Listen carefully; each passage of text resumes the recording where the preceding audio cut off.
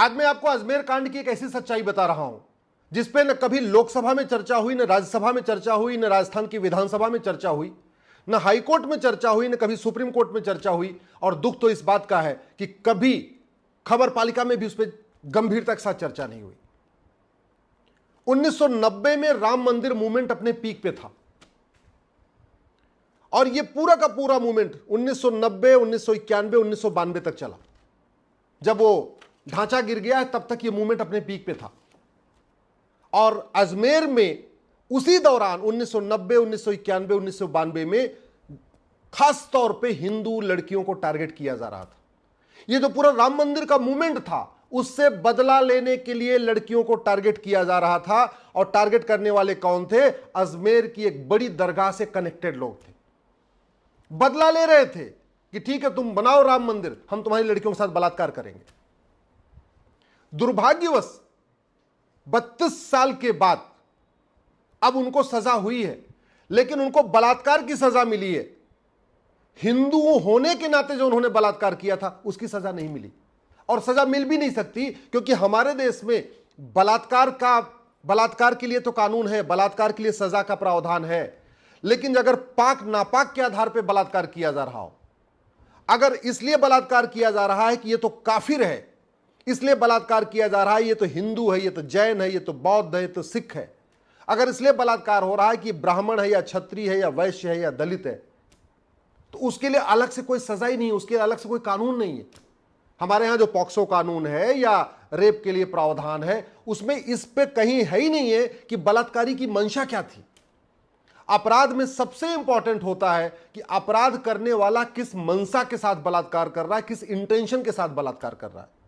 1990, 1991, 1992 में जो अजमेर में बलात्कार हुआ था, और एक नहीं सैकड़ों बेटियों के साथ हुआ था, ब्राह्मण बेटियों के साथ भी बलात्कार हुआ था, क्षत्रिय बेटियों के साथ भी हुआ था, वैश्य माहेश्वरी जैन समाज की बेटियों के साथ बलात्कार हुआ था, दलित बेटियों के साथ भी बलात्कार हुआ था। वो केवल इसलिए बलात्कार नहीं हुआ था कि वो वहसी थे, वो दरिंदे थे, उनको केवल लड़कियों से बलात्कार करना था। वो बलात्कार इसलिए हुआ था कि वो लड़कियां हिंदू थी या जैन थी या सिख की बेटियां थी, ब्राह्मण थी, क्षत्रिय थी, वैश्य थी, दलित थी, कुल मिला के वो काफिर लड़कियां थी।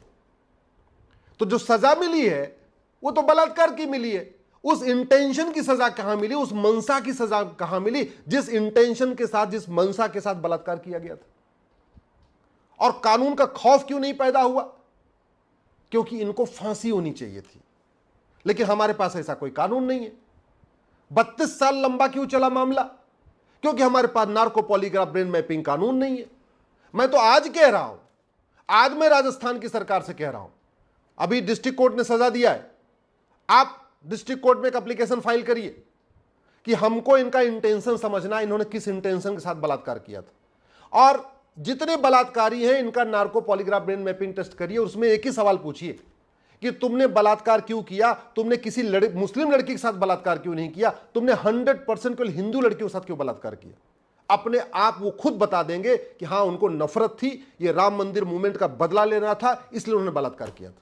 वो खुद ही बताएंगे। आप एक बार करके देखिए, तो एक बार आप नार्को पॉलीग्राफ ब्रेन मैपिंग कर लीजिए। अभी भी कोई बहुत मौका, अभी भी मौका है।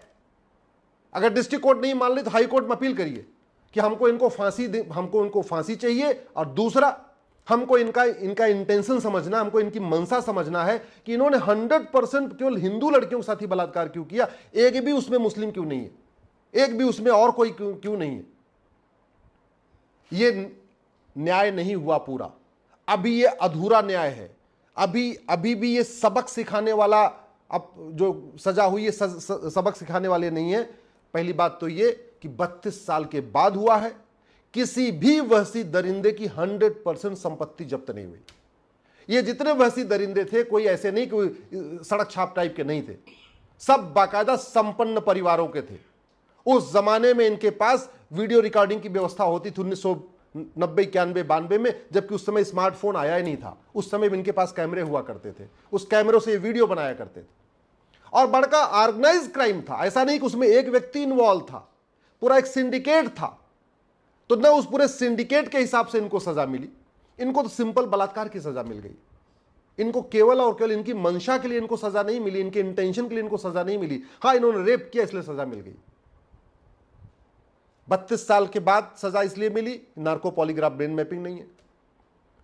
फांसी इसलिए नहीं हुई कि हमारे पास अगर आदमी कोई नफरत के आधार पर बलात्कार कर रहा हो, हिंदू होने के आधार पर बलात्कार कर रहा हो, तो ऐसा हमारे पास कोई कानून नहीं है, आज भी नहीं है, ना उस समय था ना आज है। समाधान क्या है? सबसे पहले तो भारत में एक अमेरिका के फेडरल पिनल कोड जैसा एक यूनिफॉर्म पिनल कोड बनाया जाए।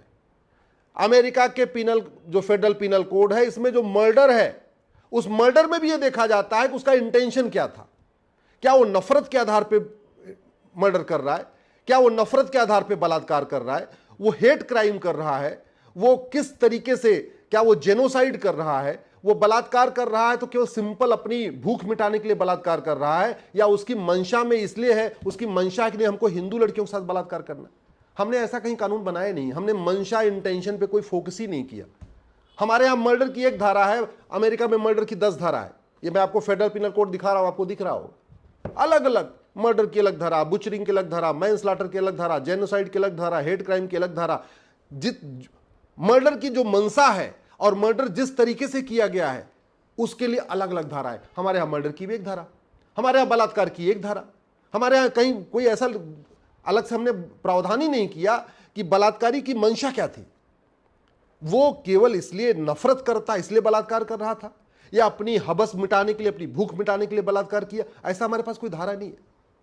अमेरिका के पास, दुनिया के कई देशों के पास नार्को पॉलीग्राफ ब्रेन मैपिंग कानून है, हमारे पास नहीं। अगर होता तो पहली बात तो उसकी मंशा भी क्लियर हो जाती। 1990, 91, 92